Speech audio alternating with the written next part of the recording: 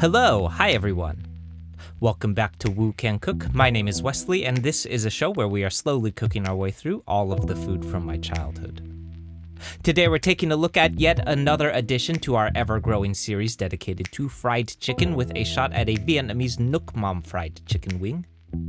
For those who are unfamiliar, Nuoc Mam is a classic sweet and savory Vietnamese dipping sauce, which most prominently features the use of fish sauce as well as some chili and sugar. More classically, in traditional Vietnamese cuisine, you might see this sauce served with rice plates and vermicelli bowls. You may recall this as one of the primary elements in the Vietnamese Lemongrass Chicken Vermicelli bowl that we did not too long ago as well. For our purposes today, though, we'll be taking this classic sauce element and applying it as a glaze to a chicken wing for an umami-packed wing that is absolutely distinctively defined by its brine-y fermented fish sauce element. Then rounding this all out for a fragrant and aromatic veggie element, we'll also be pairing our glaze with some Thai basil and Thai chili, both of which you will come to find comes up all throughout Southeast Asian cuisine despite its naming, for the wonderfully iconic spicy and aromatic qualities that they contribute. Finally, we'll also be borrowing from our Korean fried chicken wing recipe that we did a few weeks back for the batter and breading of our wing, which leans heavily on the use of some double-acting baking powder to create a perfectly crispy and puffy wing through the magic of science. Okay, so let's get into it. Did I get delivered here? Somebody tell me, please.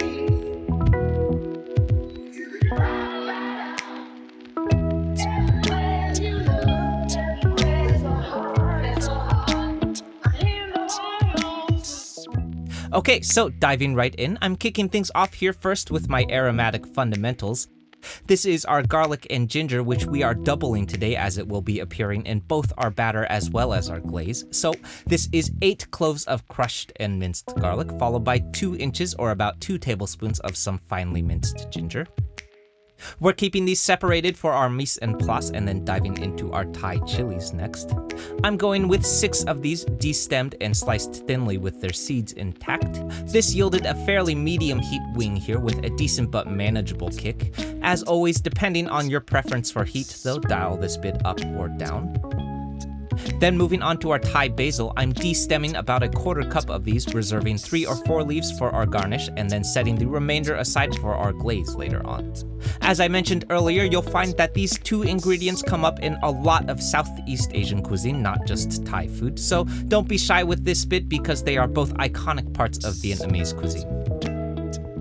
Moving on to our Nuoc Mam glaze next. Now, we're gonna start with a few things that are fairly classically iconic to a Nuoc Mam, and then add a few elements that probably don't belong, but still make quite a bit of sense. And finally, rounding this all out will be a few elements that we're really just adding to help create a thick and sticky glaze here.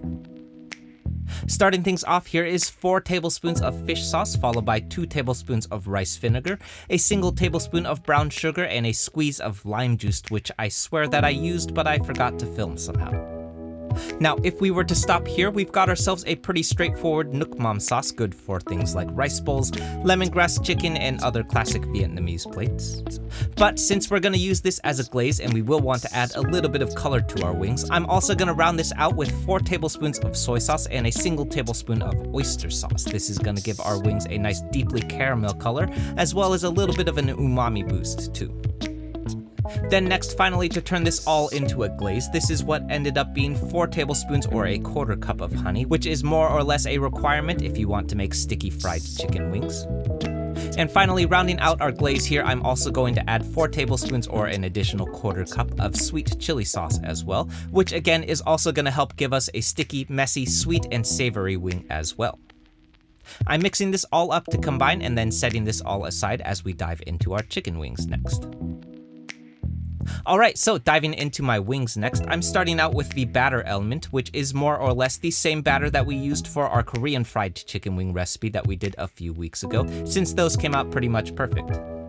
This is a single cup of cornstarch to start, followed by the first half of our garlic and ginger, and then a half teaspoon of powdered dashi stock to give a little bit of an umami boost to our wings. And finally, rounding this all out is a half teaspoon of baking powder. Baking powder, as we know from our Korean fried chicken, is double acting in its ability to provide rise, meaning that it's going to contribute to a puffy and crispy wing first during the deep fry when it comes into contact with heat, and then again in our wok fry when it comes into contact with acid. In this case, that will be our rice vinegar and lime juice. This is going to allow us to create a nice puffy, craggly piece of chicken that's not overwhelmingly battered or breaded. Science.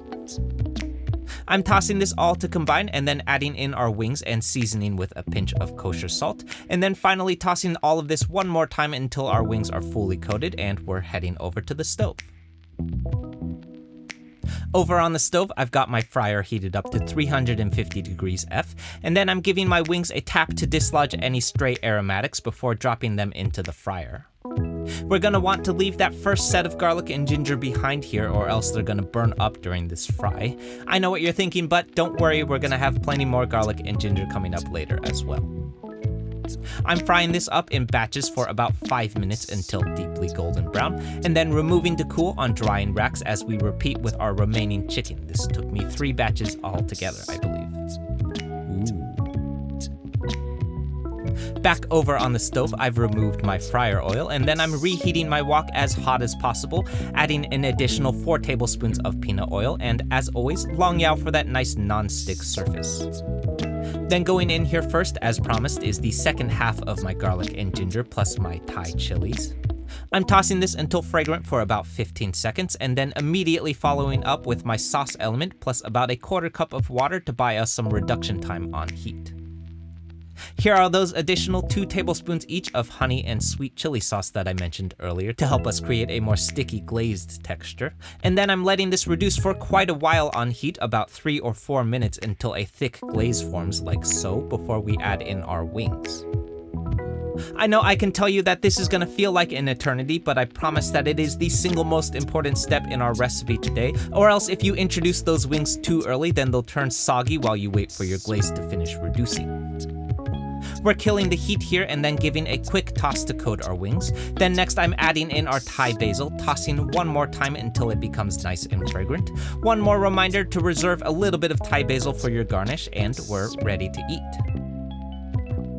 Alright, so I'll fully admit to it, it's starting to feel like I say this pretty much every time that we make fried chicken, but goddamn, these are really good chicken wings.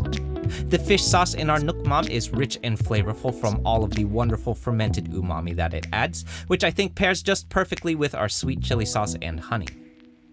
Then the addition of our oyster sauce gives us just a tiny bit of an earthier, more caramel quality in a Chinese-inspired choice that I think really helps to balance out the sweetness of that fish sauce well. Then finally, the addition of our Thai chili and Thai basil aromatic veggies adds a nice kick of brightness and heat that just feels super iconic and uniquely specific to Southeast Asian cuisine. The last thing that I'll mention is that these chicken wings were super sticky, messy, and sloppy in all of the right ways. So if you're looking for an interesting fried chicken wing for your next potluck, definitely give this one a shot, but just don't plan on keeping your hands too clean though. Okay, so that's it everyone. I hope you enjoyed this and I hope you give this one a shot. For those who are new to the channel, this one is part of a larger series that we've been doing that's dedicated to fried chicken, so definitely check out that series next if you haven't yet, because we have just done so much fried chicken now. For the Bay Area locals, the Woo Can Cook Fried Rice Pop-Up is kicking off a brand new residency at the Good Hop in the Oakland Kono district every Friday, so come by and say hi if you can. More about that at woocancook.com/eats. As always, like, comment, subscribe, share, be nice humans, and I'll see you soon. Bye.